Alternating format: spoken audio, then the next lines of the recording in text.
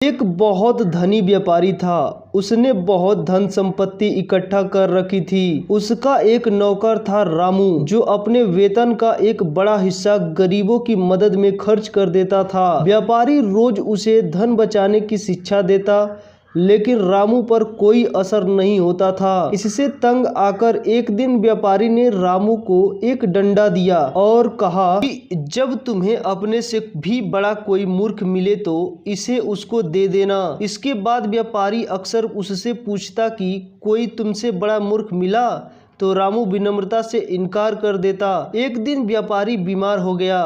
रोग इतना बढ़ा कि वह मरने की स्थिति में हो गया। अंतिम समय में उसने रामू को अपने पास बुलाया और कहा कि अब मैं इस संसार को छोड़कर जाने वाला हूँ। रामू ने कहा, मालिक, मुझे भी अपने साथ ले चलिए। व्यापारी ने प्यार से डांटते हुए कहा, वहाँ कोई किसी के साथ नहीं जाता। रामू ने फिर कहा, फिर तो आप धन दौलत सुख सुविधा के सामान जरूर ले जाइए और आराम से वहाँ रहिएगा। व्यापारी ने कहा, पगले, वहाँ कुछ भी लेकर नहीं जाया जा सकता।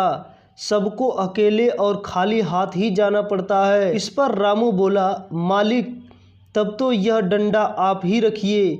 जब कुछ लेकर जाया ही नहीं जा सकता तो आपने बेकार ही पूरा जीवन धन दौलत और सुख सुविधाओं को एकत्र करने में नष्ट कर दिया।